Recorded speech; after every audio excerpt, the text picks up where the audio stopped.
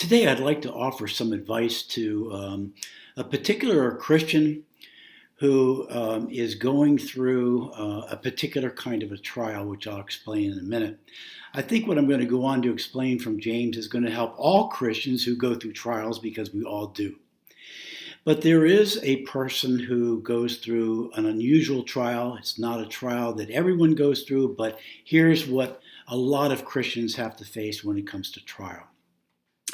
There is a Christian who has a systemic trial, something that has been very painful and very hard and been around for a very, very long time. And there's a number of ways we could look at it. There's a number of examples we might be able to use. You might be someone who has MS, for example, and you've had it for a long time and you've struggled and been defeated and it's hard every day. It causes you to be disabled. You can't function as highly as you want to. You can't do what you would like to do. It hurts you. It hinders you. It prevents you and others. And when you look into the future, you don't see any end to this. You know that this is going to be around as long as you're around. And so that's a very difficult thing. There are other sorts of problems like that. There can be like chronic fatigue that you've been wrestling with for a long time, and you've looked under every rock, been to every sort of practitioner. They've done what they've been able to do, but you're still struggling and being defeated by chronic fatigue. And you're looking into the future thinking, you know what? There's going to be no end to this. This is not going to go away. I'm going to have this forever. Well, that's the person I'd like to address today. What I'm going to speak to for all of us in James chapter 1, verse 12, this is what he's going to say in verse 12 is going to apply to all Christians because all Christians go through trials. But this passage can be uniquely helpful to that person who's been in a very intense trial for a long time and they can look with a good degree of confidence that they don't think this is really going to go away. And they're struggling with that and they're discouraged by that and so forth and so on. So what does James say to that particular person? All Christians, because all Christians go through trials. But what does James add that could be specifically important for that person who's going through a deep, intense trial, has been going through it for quite some time. But they, with a great deal of confidence, can see that there's not going to be an end to this trial. This is going to go on in their 20s and 30s and 40s and 50s and so forth and so on. What does James say that can be extremely helpful to all Christians, but particularly that Christian who looks into the future and sees this thing's not going to go away? Well, he says this in chapter 1. James chapter 1, verse 12 says this. Blessed is the man who perseveres under trial, because when he has stood the test, he will receive the crown of life that God has promised to those who love him. Read it again. Blessed is the man who perseveres under trial, because when he has stood the test, the trial, he will receive the crown of life that God has promised to those who love him. Now, this is a very important passage. It's crucial for all Christians to understand what James is saying, especially to the one who is thinking, I'm going to have this forever. Okay? What is James saying here that's so important? He's saying two or three things. Let me point them out. He says you need to persevere through this trial, and when you stood the test, you will receive the crown of life. Now, when do we receive the crown of life and the rewards that we've earned by faith, the things that we've done that are good that will be rewarded for us? When does that take place? Well, that takes place when we die. When we die, we are going to go on and see God and be with him forever and ever, along with the other saints who are already there. So what James is reminding us is this, that there's a place and time when this trial is going to be, when you have stood the test. When you have persevered and you've stood the test, you've endured the trial, when the trial comes to an end, because it comes to an end because when you die, you will receive the crown of life and the rewards that come along with that. So James is reminding us of a couple of things here. Number one, it's not going to be forever. It's not going to be unending.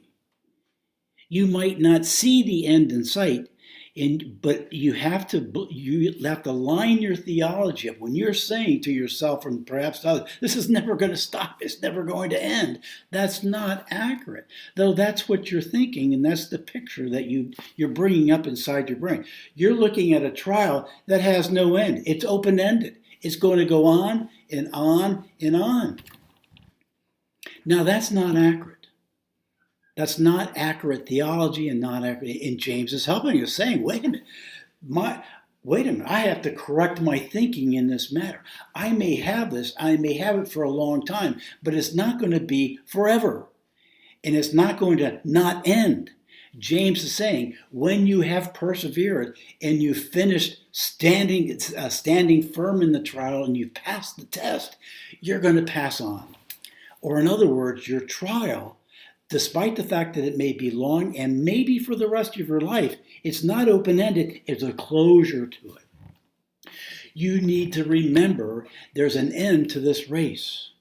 You may have 30 laps around the track, and you may say, I don't know when, and you may be saying, I'm going to keep on running. There's no end to this track race. But there is. James says you don't know when the end is. But when you finish that last lap, and there is going to be a final lap to this test and trial and difficulty that you're going through, you will die, and then two things are going to happen. You will be rewarded with the crown of life that you have deserved. And secondly, you will enter into a state of blessedness where there are no more trials, no more tests, no more hardships, no more tears, no more pain, no more difficulty, no more groaning. There's going to be an end to your trial. You've got to remember that. You've got to believe that. When you've persevered and you've stood the test, the test is going to come to an end, a definitive end. Your soul is going to leave its body and it's going to go to be in the presence of God, and there'll be no more trial, no more difficulty, no more pain, no more hardship. It'll be over. There is an end to it. It's not open-ended. If in your mind you can't see the end and therefore it's open-ended, you have to stop thinking that way, and you have to convince yourself and preach the gospel of truth to you, which says, wait, it may go on for a while, it may go on for a long time, but there's an end. Thank God there's an end. I may not be able to see the end. It may be around the corner, around the mountain, through the valley, through the hills, and over the hills. But there is an end. You might not see the end, but there is an end. You've stood the test. You've persevered. There is something now in store for you. You're going to die, and you're going to enter into a state of reward, and you will enter into a state of blessedness. Okay?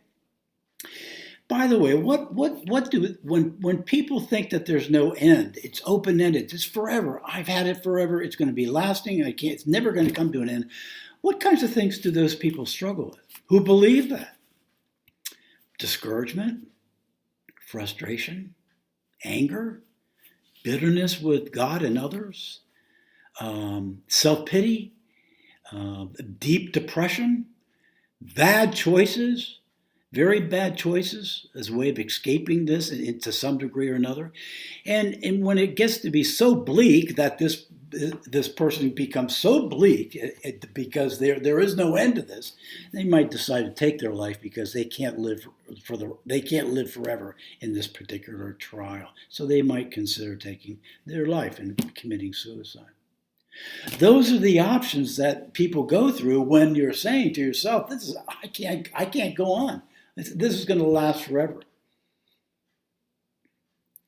Those are the things that they struggle with and oftentimes are discouraged and defeated by those emotions because they're thinking, I can't go on forever with this matter. It looks like I'm going to. No. James is saying there's an end to it. Persevere, endure and persevere because you know there will be an end. Keep running around that track, and then when God says it's over, it's going to stop and you're going to be off the track. There is an end to this running around the track with this trial that you have. And when God says it's over and you've stood the test, well, then you will receive the crown of life and you'll enter into a state of blessedness, and it will be over. And there will be no more trials and no more pain and no more hardships. That's really, really great news. Now, the last thing I'd like to add before we close here is this. We need to remember this. Every Christian needs to know that there's an end to their trials. Whether they're this deep, this deep, this deep, or this deep, or this long, or for a really long period of time, we need to remember what these things is. There's going to be an end. Stand the test, go through the trial, endure, persevere, don't give up. Hang in there. It's going to come to an end. It came to an end for every Old Testament Christian. It came to an end for Jesus too, who stood the test, endured the trial, persevere. And where is he now? He's up there to blessed and being rewarded for his efforts and sitting on the right hand. It happened to Christ as well, and it's going to happen to us. We need to endure and persevere and not believe it will never end, because it will end like it did for the Old Testament Christ saints. Like Christ, we too, we need to stand the test, persevere, endure, and then it will be over. There is a day when it will be over, and then we will be rewarded. But we need to remember that. And we oftentimes forget that. Now, if trials are a daily thing, and they are, if we wrestle with trials every single day of our life, then it's true for every Christian, especially for the one who will endure for a very long period of time. But it's true that we need to remember the hardships and trials that we're going through right now, there is an end to it.